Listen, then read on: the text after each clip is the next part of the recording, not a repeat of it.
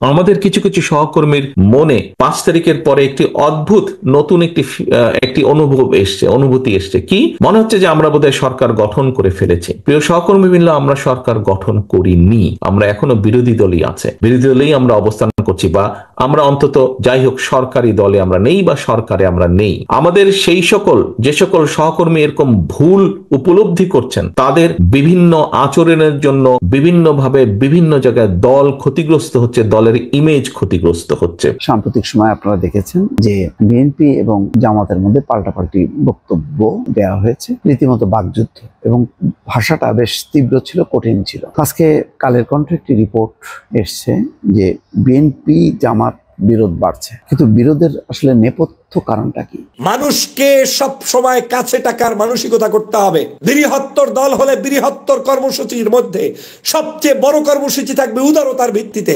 আসসালামু আলাইকুম ওয়া রাহমাতুল্লাহি ওয়া বারাকাতুহু। দেশ ও দেশের বাইরে দূর দূরান্ত থেকে যারা এই মুহূর্তে ভিডিও দেখছেন, তাদেরকে অনুরোধ করব দয়া করে পুরো ভিডিও সম্পূর্ণ ধৈর্য সহকারে দেখবেন। সম্মানিত বন্ধুগণ, দর্শক শ্রোতা মণ্ডলী, সম্প্রতি বিএনপির সিনিয়র যুগ্ম মহাসচিব রুহুল কবির রিজভীর জামায়াত ইসলামকে নিয়ে একটা বক্তব্য দেওয়ার প্রেক্ষিতে এখন জামায়াত ইসলামে বিএনপির মধ্যে একটা দ্বন্দ্ব বিভেদের তৈরি হয়েছে। প্রিয় দর্শক শ্রোতা মণ্ডলী, রুহুল কবির রিজভী বিএনপির যুগ্ম মহাসচিব, তিনি বলেছে যে জামায়াত ইসলামের দিকে ইঙ্গিত করে তিনি বলেছেন, সম্প্রতি 5 আগস্টের পরে একটি রাজনৈতিক দলের আত্মসাৎ দেখেছে জনগণ।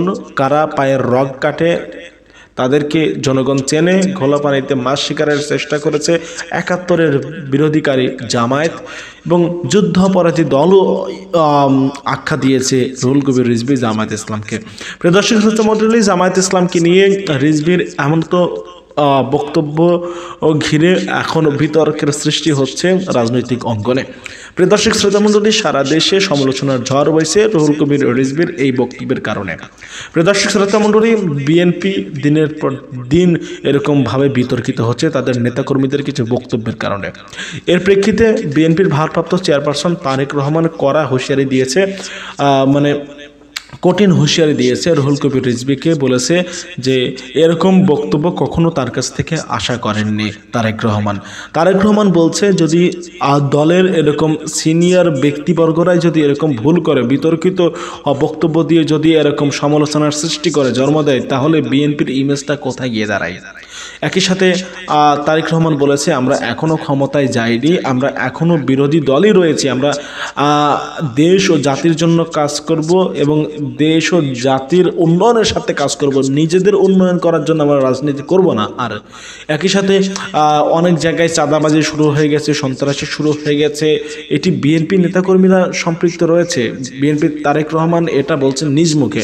তারেক রহমান বলেছে, এগুলা যারা করছে বিএনপির ইমেজ নষ্ট করার চেষ্টা করছে, এবং রুহুল কবির রিজভীকে বলেছে জামায়াত ইসলামের কাছে ক্ষমা চাইতে, না হলে ফল ভালো হবে না। প্রিয় দর্শক শ্রোতা মণ্ডলী, গুঞ্জন উঠছে রুহুল কবির রিজভীর জামায়াত ইসলামকে নিয়ে এই বক্তব্য দেওয়ার কারণে তাকে বহিষ্কারও করা হতে পারে, বহিষ্কারের হুঁশিয়ারিও নাকি দিয়েছিল তারেক রহমান। চলুন কথা না বাড়িয়ে তারেক রহমানের বক্তব্যটা শুনে আসি। রুহুল কবির রিজভীকে কড়া ভাষায় হুঁশিয়ারি দিয়ে কি বলল।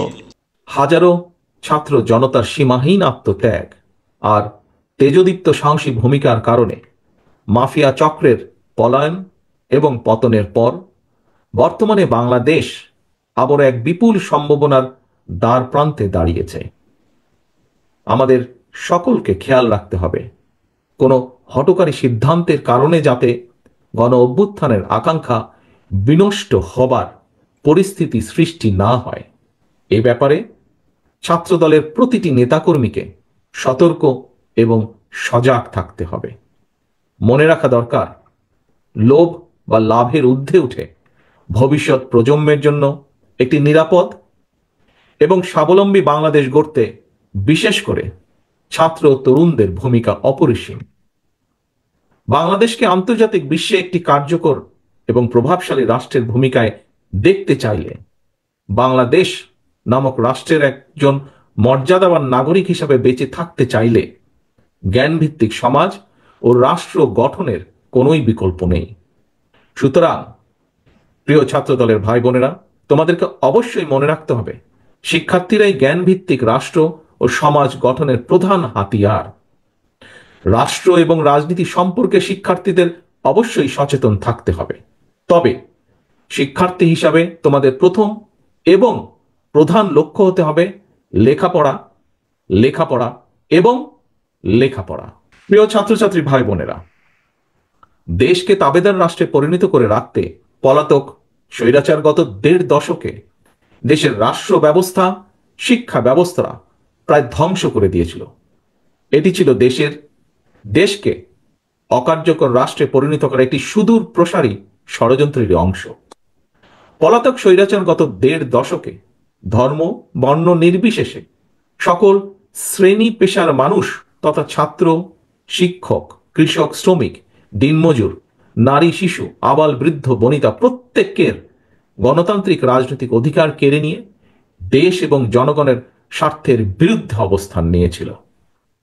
ফলে ব্যক্তি থেকে সংগঠন তথা বাংলাদেশের পক্ষের প্রতিটি রাজনৈতিক দলের সামনেই দেশ এবং জনগণের কল্যাণে নেওয়া তাদের নিজ নিজ রাজনৈতিক আদর্শ, লক্ষ্য কিংবা কর্মসূচি বাস্তবায়নের পলাতক স্বৈরাচারী ছিল প্রধান বাধা। এ কারণেই ৫২-এর ভাষা আন্দোলন, ৭১-এর মুক্তিযুদ্ধ কিংবা ৯০-এর স্বৈরাচার বিরোধী আন্দোলনের মতোই ২০২৪ সালের জুলাই আগস্টে ছাত্র জনতার নেতৃত্বে গড়ে ওঠা ফ্যাসিস্ট মাফিয়ার পতন আন্দোলনে দল মত নির্বিশেষে সবাই ঝাঁপিয়ে পড়েছিল। ছাত্র জনতার রক্তক্ষয়ী আন্দোলনে মাফিয়া স্বৈরাচার দেশ ছেড়ে পালিয়ে যেতে বাধ্য হয়েছে। অবশেষে মাফিয়া প্রধানের পালিয়ে যাবার পর প্রতিটি রাজনৈতিক দলের সামনেই এবার জনগণের কাঙ্ক্ষিত একটি বৈষম্যহীন গণতান্ত্রিক মানবিক দেশ গড়ার পালা। এই লক্ষ্য বাস্তবায়নের উদ্দেশ্যে রাজনৈতিক দলগুলো এখন জনগণের সামনে যার যার দলীয় আদর্শ, কর্মসূচি উপস্থাপন করবে, জনগণের সমর্থন আদায়ের চেষ্টা করবে। এটি গণতান্ত্রিক রীতি, গণতান্ত্রিক বিশ্বের স্বাভাবিক ও স্বতঃসিদ্ধ নিয়ম। এমন অবস্থায় কোনো কোনো মহল থেকে সংস্কার নাকি নির্বাচন এ ধরনের জিজ্ঞাসাকে বিএনপি, বাংলাদেশ জাতীয়তাবাদী দল তথা দেশপ্রেমিক সকল মানুষ, সকল রাজনৈতিক দল স্রেফ অসৎ উদ্দেশ্য প্রণীত কূট তর্ক বলেই বিবেচনা করে। বরং আমাদের দল বিএনপি মনে করে রাষ্ট্র, রাজনীতি এবং রাজনৈতিক দলের গুণগত পরিবর্তনের জন্য সংস্কার এবং নির্বাচন উভয়ই প্রয়োজন। বিদ্যমান ব্যবস্থাকে সময়োপযোগী করতে সংস্কার একটি অনিবার্য ধারাবাহিক প্রক্রিয়া। একইভাবে গণতান্ত্রিক ব্যবস্থাকে টেকসই এবং প্রাতিষ্ঠানিক রূপ দিতে নির্বাচনই সবচেয়ে বেশি গুরুত্বপূর্ণ ও কার্যকর পন্থা। নির্বাচনের মাধ্যমেই জনগণ ভোটের অধিকার প্রয়োগের যে সুযোগটি পায়, যেটি রাষ্ট্র জনগণের রাজনৈতিক ক্ষমতা নিশ্চিত করে। প্রিয় সহকর্মীবৃন্দ, বিএনপি মনে করে রাষ্ট্রে জনগণের রাজনৈতিক এবং অর্থনৈতিক ক্ষমতা নিশ্চিত করা না গেলে গণতন্ত্র, মানবাধিকার কিংবা পুঁথিগত সংস্কার শেষ পর্যন্ত কোনো কিছুই টেকসই হয় না। অন্তর্বর্তীকালীন সরকার বেশ কিছু গুরুত্বপূর্ণ বিষয় সংস্কার কার্যক্রম হাতে নিয়েছে। সংস্কার কার্যক্রম অবশ্যই প্রয়োজন। এ কারণেই অন্তর্বর্তীকালীন সরকার হয়তো তাদের দৃষ্টিতে অনেক বড় বড় সংস্কার কর্মসূচি হাতে নিয়েছে। তবে এসব সংস্কার কর্মসূচির আড়ালে জনগণের নিত্যদিনের দুর্দশা উপেক্ষিত থাকলে জনগণ হয়তো খোদ সরকারের সংস্কার দাবি নিয়ে মুখ খুলতে বাধ্য হবে। ইতিমধ্যেই জনগণের মনে প্রশ্ন উঠেছে, পলাতক স্বৈরাচারের আমলে সৃষ্ট বাজার সিন্ডিকেট ভেঙে দ্রব্যমূল্য জনগণের ক্রয় ক্ষমতার ভেতর আনতে সরকার কি কি পদক্ষেপ নিয়েছে। ফ্যাসিস্ট আমলে দায়ের করা লক্ষ লক্ষ মামলায় এখনো কেন প্রতিদিন অকারণে মানুষকে আদালতে বারান্দায় ছুটোছুটি করতে হচ্ছে। দেশের বিদ্যমান পরিস্থিতিতে বিএনপি বারবার যে কথাটির উপর জোর দিতে চায় সেটি হলো, অন্তর্বর্তীকালীন সরকার তাদের সংস্কার কিংবা গৃহীত পরিকল্পনায় অগ্রাধিকার নির্ধারণের ব্যর্থতার পরিচয় দিলে ষড়যন্ত্রকারীরা ২০২৪ সালের গণ অভ্যুত্থানের স্পিরিট বিনষ্ট করার সুযোগ নেবে। এরই মধ্যে তারা একাধিকবার দেশে অস্থিতিশীল পরিবেশ তৈরির অপচেষ্টা চালিয়েছে। হাজারো ছাত্র জনতার রক্তের উপর প্রতিষ্ঠিত বর্তমান অন্তর্বর্তীকালীন সরকারের ব্যর্থতা বাংলাদেশের গণতন্ত্রের পক্ষের শক্তির দেখতে চায় না। এ কারণেই জনগণের পক্ষের রাজনৈতিক দল হিসেবে বিএনপি অন্তর্বর্তীকালীন সরকারের প্রতি সমর্থন অব্যাহত রেখেছে। প্রিয় দেশবাসী, রাষ্ট্র এবং সরকারের বিদ্যমান বিধি ব্যবস্থা নিয়ে তরুণদের মনে অনেক প্রশ্ন রয়েছে এবং আমরা মনে করি এই প্রশ্নগুলো থাকাটাই স্বাভাবিক। 2009 সাল থেকে এ পর্যন্ত ভোটার তালিকায় প্রায় 3.5 কোটি ভোটার যুক্ত হয়েছে। তারা ভোটার হলেও আজ পর্যন্ত তারা একটি জাতীয় নির্বাচন কিংবা স্থানীয় নির্বাচনে ভোট দিতে পারেনি। তারা পারেনি নিজেদের পছন্দের প্রার্থীকে ভোট দিয়ে জনপ্রতিনিধি নির্বাচিত করতে, অথবা ইচ্ছা থাকলেও তারা কেউ নিজেরাও জনপ্রতিনিধি নির্বাচিত হবার সুযোগ পায়নি। সুতরাং রাষ্ট্র ও রাজনীতি, সরকার প্রচলিত বিধি ব্যবস্থা সংস্কার করে আরো উন্নত এবং টেকসই বিধি ব্যবস্থার পক্ষে ছাত্র ও তরুণরা অবস্থান নেবে সমাজ পরিবর্তনের লক্ষ্যে। দেশের তরুণ জনগোষ্ঠী ভূমিকা রাখবে, এটিই স্বাভাবিক, এটিই তারুণ্যের ধর্ম। দেশে প্রয়োজনে আরো নতুন রাজনৈতিক দলের উত্থান ঘটবে, এটিই গণতান্ত্রিক রীতি। এ নিয়ে বিচলিত হবার কোনোই কিছু নেই। রাষ্ট্র ও রাজনীতির প্রয়োজনে বিএনপি সকল গণতান্ত্রিক উদ্যোগকে স্বাগত জানায়। বিএনপি তার জন্মলগ্ন থেকে আজ পর্যন্ত সকল পরিস্থিতিতে, সকল সময় বহু দল বহু মতের চর্চার পক্ষে, যা মহাসচিব সাহেব তার বক্তব্যে উল্লেখ করেছেন। এক্ষেত্রে বিএনপির দৃষ্টিভঙ্গি অত্যন্ত স্বচ্ছ। জনগণ কোনো রাজনৈতিক দলকে গ্রহণ করবে কিংবা বর্জন করবে, নির্বাচনের মাধ্যমে সেই রায় দেবে জনগণের আদালত। তবে যারা জনগণের আদালতের রায়ের মুখোমুখি হতে ভয় পায় কিংবা যাদের ভিন্ন কোনো উদ্দেশ্য রয়েছে, তারাই নির্বাচন অনুষ্ঠান নিয়ে নানা রকম বিভ্রান্তি সৃষ্টি করে। গণতান্ত্রিক আমি জনগণের প্রতি আহ্বান, আপনারা ধৈর্য হারাবেন না, নির্বাচনের জন্য মানসিক প্রস্তুতি নিতে থাকুন।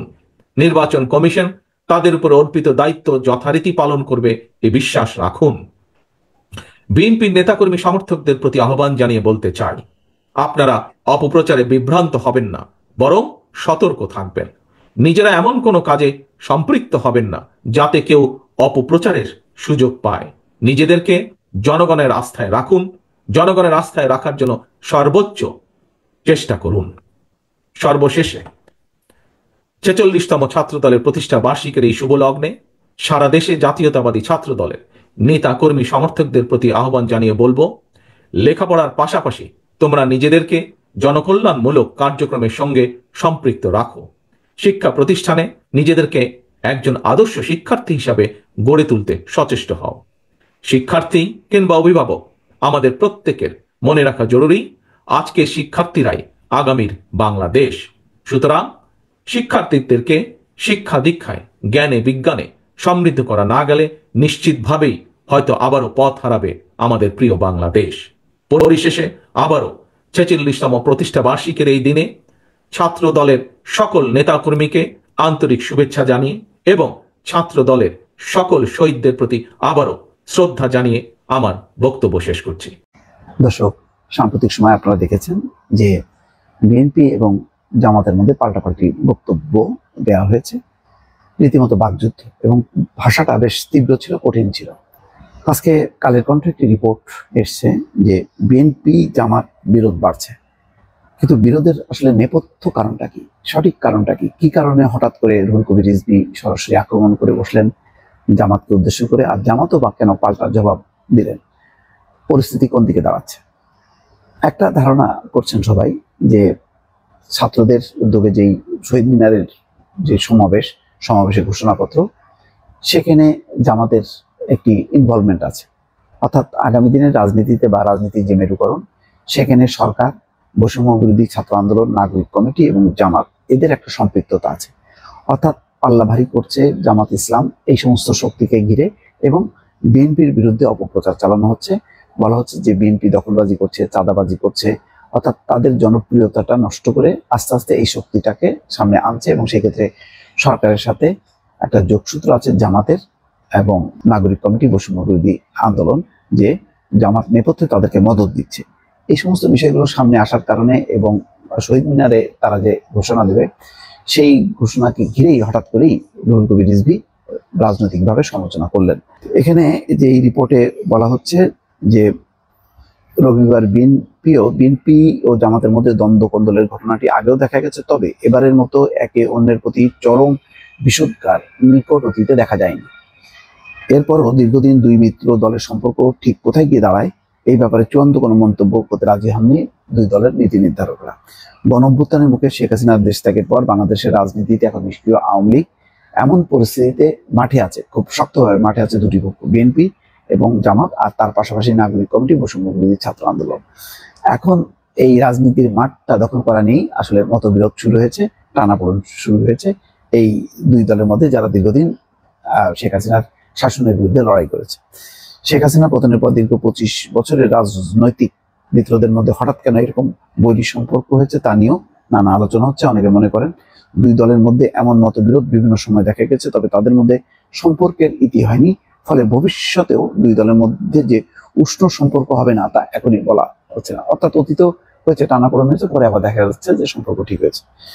গত রবিবার এক অনুষ্ঠানে বিএনপির সিনিয়র যুগ্ম মহাসচিব বলছেন যে ব্যাংক সহ পাড়া মহল্লায়, জেলায় জেলায় অনেক টার্মিনাল, সিএনজি স্ট্যান্ড দখল সহ অনেক টেন্ডার ভাগাভাগির সঙ্গে জামাতের লোকেরা জড়িত। তার এই বক্তব্যের প্রতিবাদ জানিয়ে বিবৃতি দেয় জামাত।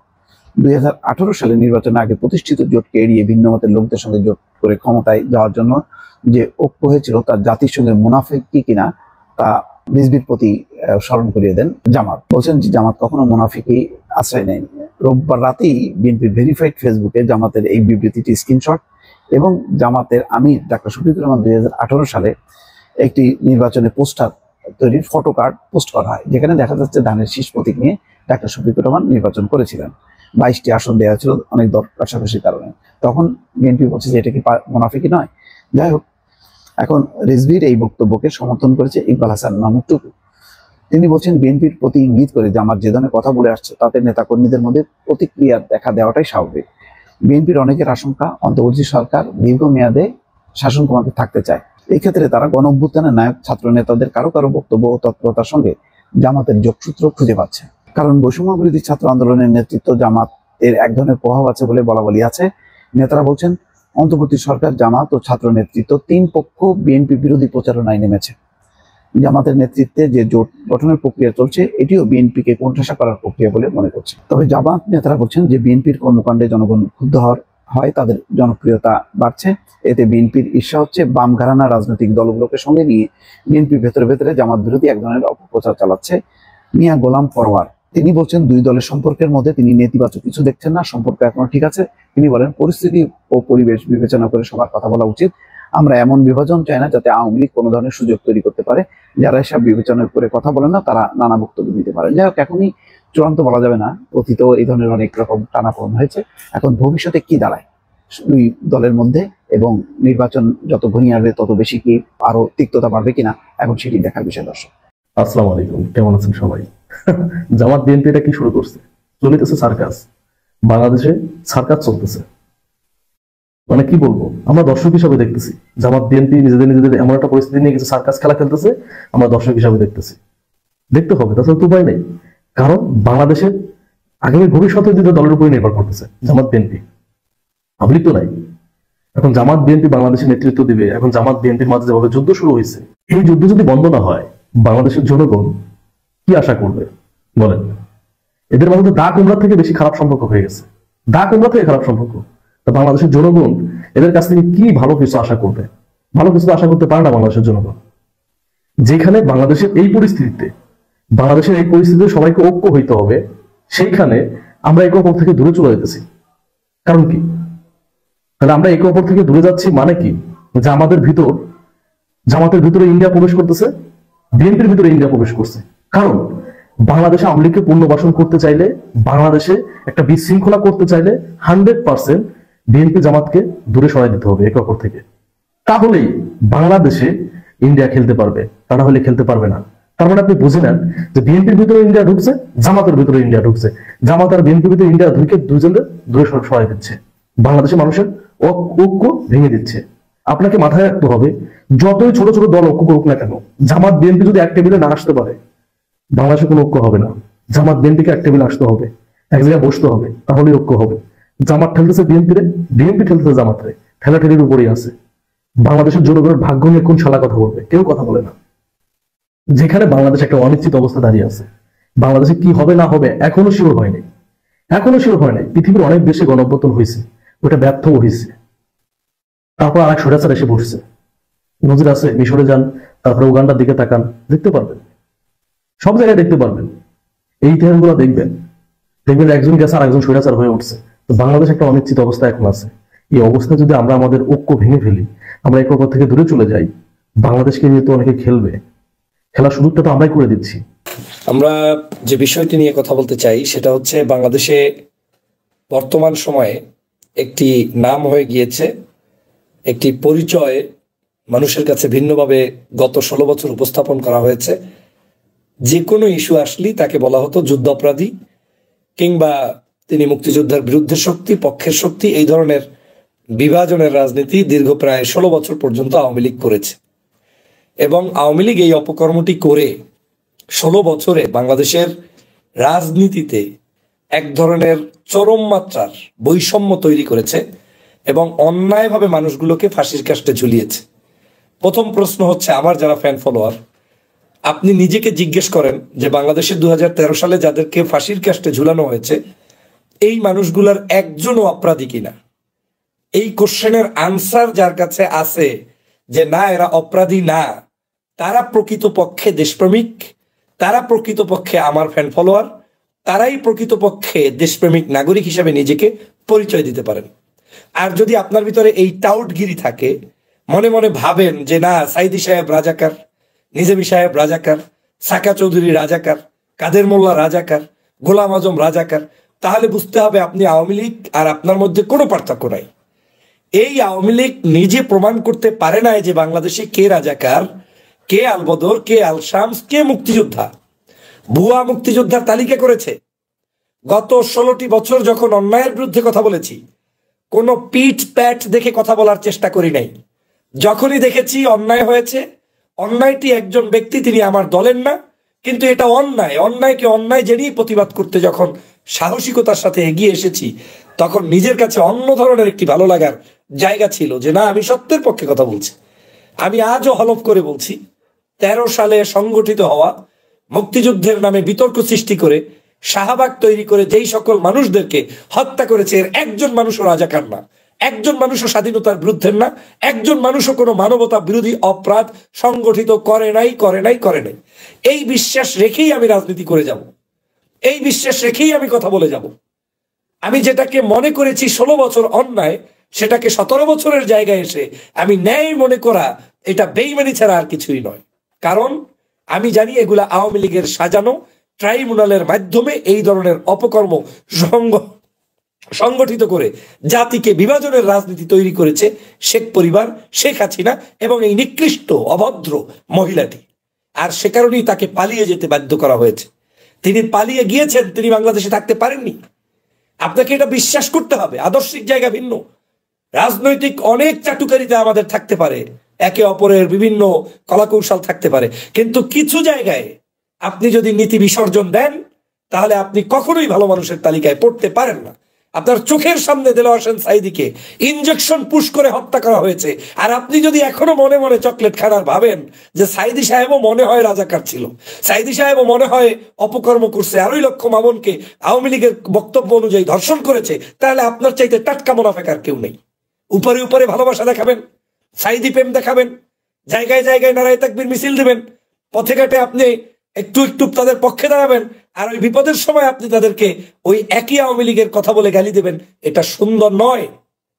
রাজনীতিতে আমি স্পষ্ট বলতে পারবো যে অমুক দল আমি করব না বা করি, কিন্তু দল যাই করি না কেন, অন্যায় সংগঠিত হওয়া কোনো ব্যক্তি, তিনি যদি বামপন্থীও কেউ হয় এই রাজনীতিতে, এই দেশের মধ্যে একজন ন্যায়বান মানুষ ওই বামপন্থী ব্যক্তির পক্ষে দাঁড়িয়ে মজলুমের পক্ষে দাঁড়াবে। এটা হচ্ছে চরিত্র, এটা হচ্ছে বাস্তবতা, এটাই করা উচিত।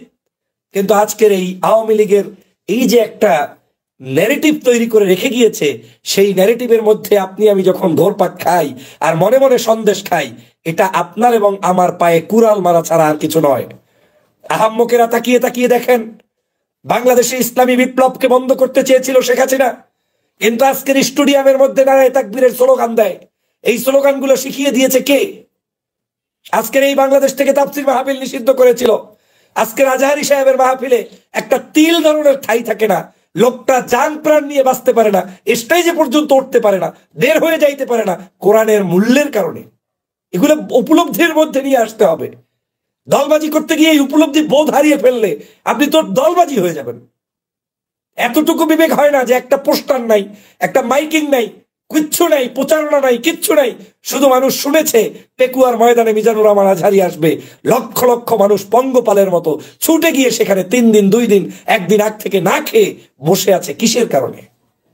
এই দেশে রাজাকার বলে গালি দেওয়ার কারণে সাধারণ শিক্ষার্থীরা বের হয়ে আজকে সেখান থেকে আন্দোলনের স্পিরিটটা ধাবিত হতে হতে আজকে শেখ হাসিনার পর্যন্ত পতন হয়ে গিয়েছে। বাংলাদেশে আমরা আওয়ামী লীগের আমলে আওয়ামী লীগের সৃষ্ট হওয়া কোন বাক্য শব্দচয়ন আমরা করতে চাই না, আমাদের মুখ থেকে বের হতে পারে না। এটাও এক ধরনের আওয়ামী লীগের ক্যাম্পেইন ছাড়া আর কিছু নয়। আওয়ামী লীগের কোনো বক্তব্য কোনো কিছুতেই উদাহরণ টেনে এই দেশের কোনো মানুষের মুখ থেকে বের হতে পারে না, কারণ আওয়ামী লীগ উদাহরণ সৃষ্টি হওয়ার মতো কিছুই করে নাই। আওয়ামী লীগ এই গত 53 বছরে এই জাতীয় কাজ করেই আপনার মধ্যে, আমার মধ্যে, সমাজের মধ্যে বিভাজন সৃষ্টি করে আজ এই বাংলাদেশটাকে ধ্বংসের দ্বার প্রান্তে নিয়ে গেছে। মনে মনে ভাবেন যে মনে হয় এগুলো বললেই কেউ খুশি হয় না, হয় না। হয় কিছু চাঁদাবাজ, হয় কিছু ধান্দাবাজ, হয় কিছু টাউট কিসেমের মানুষ। কিন্তু এই টাউট কিসেমের মানুষগুলো আপনার আশেপাশে ঘুরপাক খাচ্ছে। ব্যালটের ময়দানে এই টাউটদের কোনো ভ্যালু থাকবে না, রাস্তাঘাটে হাঁটলে এই টাউটদের ভ্যালু থাকবে না। আমরা আওয়ামী লীগের সময় দেশে বিদেশে যেখানে গিয়েছি, কথা বলেছি, মানুষের ভালোবাসা পেয়েছি। ওই আওয়ামী লীগের 300 এমপির চাইতে বেশি মানুষ শ্রদ্ধা করে, ভালোবাসে আমাদেরকে। কেন? আপনি এই মানুষদের হৃদয়ের কথাগুলো অনুধাবন করবেন বিদায়। আর বড় বড় পদ পদবি মিনিস্টার হয়ে লাভ নাই যদি মানুষ দেখলে থুতু নিক্ষেপ করে। অতএব এখনো যদি আমাদের বোধ ফিরে না আসে, বিবেক জাগ্রত না হয়, জ্ঞানকে আমরা পরিশুদ্ধ করে কাজে লাগাতে না পারি, তাহলে আমাদের এর চেয়ে বোকামি আর কিছুই থাকতে পারে না। আওয়ামী লীগ বলবে আপনাকে রক্ষাটা, আর আপনি সাথে সাথে আওয়ামী লীগের কথা উদাহরণ দেবেন। আওয়ামী লীগ বলবে অমুক, চোখের সামনে ভাসে গত 16 বছরের নির্যাতন নিপীড়ন যদি কারো চোখের সামনে ভাসে, সেই লোকটি এই দেশের কোনো একটা বামপন্থী দল নিয়েও সমালোচনা করতে পারে না, কারণ ওগুলো তো ছোটখাটো দল। বামপন্থী একটা দলের কি অন্যায় বা আছে দেশে? আমি যখন মাঝে মাঝে কথা বলতাম লজিক দিয়ে, যখন এই নূরের বিরুদ্ধে অনেকে অনেক প্রোপাগান্ডা এক সময় করতো, আমি প্রতিবাদ করে তাদেরকে শেল্টার করার সময় একটা উদাহরণ দিয়ে বলতাম যে আপনি নূরের হিসাব চান, কয় টাকার মালিক হয়েছে, কয় টাকা। এই বাংলাদেশে কোন রাজনৈতিক দল রাস্তায় নামিয়ে একটা রসিদ দেখাইয়া হিসাব দিতে পেরেছে? কেউ দেয়? তো গরিবের খোঁজ আপনি এত নিতে পছন্দ করেন, কোটিপতির খোঁজ তো নেন না। এগুলো লজিক, এগুলো বাস্তবতা। আওয়ামী লীগ ধর্ষণ, খুন, হত্যা, রক্কাটা, নারীবাজি, টেন্ডারবাজি, চাঁদাবাজি, আমাদের দেশটাকে ধ্বংস, রাজনীতিকে ধ্বংস, সবকিছু শেষ করে দিয়েছে। আপনি আওয়ামী লীগ নিয়ে ব্যস্ত থাকবেন 24 আওয়ার্স, বরং আল্লাহর কাছে বলবেন আরেকটু সময় দাও, আমি কিছু বলি। সেগুলোর খবর নাই, আমরা একে অপরকে নিয়ে ব্যস্ত। বাহ, এজন্য আমাদের দেশ এই 24-এ স্বাধীন হয় নাই। বিবেককে জাগ্রত করতে হবে। এটা শুধু আমার বা অন্য কোনো দলের উদ্দেশ্যেই নয়। আমি এই সার্বজনীন কথাগুলো ইতিহাসের পাতায় রাখার জন্যই কথাগুলো বলছি। সময় পাই না বিদায় রাতে বেরাতে আপনাদের সামনে উপস্থিত হয়ে হয়তো এগুলো আপনাদের হয়তো শেয়ার করলে জনগণ জানতে পারবে, কিংবা আপনারা ডাউনলোড করে প্রচার করবেন। আমি যেটা বলতে চাই, আগে ইথিক্স ঠিক করতে হবে। আমার দর্শন কি, আমার রাজনীতি কি। আমি কষ্ট পাই যখন আওয়ামী লীগ যাদেরকে ফাঁসি দিয়েছে, আওয়ামী লীগ যাদের উপরে জুলুম করেছে, আওয়ামী লীগ যেই মানুষের উপরে নির্যাতন করেছে, একই কায়দায় সেই মানুষের উপরে যদি আবারও কোনো ধরনের নির্যাতন, নিপীড়ন কিংবা ভিন্ন ভাষায় তাদেরকে গালিগালাজ কিংবা ভিন্ন ভাষায় কটূক্তি করা হয়, সেটা নিতান্তই বোকামি ছাড়া আর কিছু হবে না। যারা এটা করবে তারা পস্তাবে, কোনো সন্দেহ নাই। বিএনপির সিনিয়র যুগ্ম মহাসচিব রুহুল কবির রিজভী জামায়াত ইসলামকে নিয়ে যে বিতর্কিত বক্তব্য দিয়েছে, সেটির কারণে তাকে ক্ষমা চেতে হবে জামায়াতের কাছে, এরকমই মন্তব্য শোনা যাচ্ছে, গুঞ্জন উঠেছে। এবং এরকমটা শোনা যাচ্ছে গুঞ্জন যে জামায়াত ইসলামকে নিয়ে এই বক্তব্য দেওয়ার প্রেক্ষিতে তারেক রহমান বলেছে, যদি রুহুল কবির রিজভী ভবিষ্যতে পরবর্তীতে আর এরকম বিতর্কিত বক্তব্য দেয়, তাহলে তাকে দল থেকে বহিষ্কার করা হবে। প্রিয় দর্শক শ্রোতা মণ্ডলী, বিএনপির ভারপ্রাপ্ত চেয়ারপারসন তারেক রহমানের এমনত সিদ্ধান্তে আপনারা কি বলতে চান? আপনারা কি মনে করছেন তারেক রহমান যে কথাগুলো বলেছে সেটা নিয়ে আপনাদের কি বলার রয়েছে? আপনারা কি বলবেন? এবং রুহুল কবির রিজভী যে জামায়াতের দিকে ইঙ্গিত করে বলেছেন 5 আগস্টের পরে রাজনৈতিক দলের আত্মসাৎ দেখেছে জনগণ, কারা পায়ের রগ কাটে তাদেরকে চেনে জনগণ, ঘোলা পানিতে মাছ শিকার করে জামায়াত এবং জামায়াত ইসলামী একটি 71-এর বিরোধিতাকারী দল। রুহুল কবির রিজভীর এই বক্তব্যের প্রেক্ষিতে আপনারা কি বলতে চান? প্রিয় দর্শক শ্রোতা মণ্ডলী, অবশ্যই কমেন্ট করবেন, কমেন্ট করে আপনাদের মতামত ওপিনিয়নটা জানাবেন। ভালো থাকবেন, আল্লাহ হাফেজ।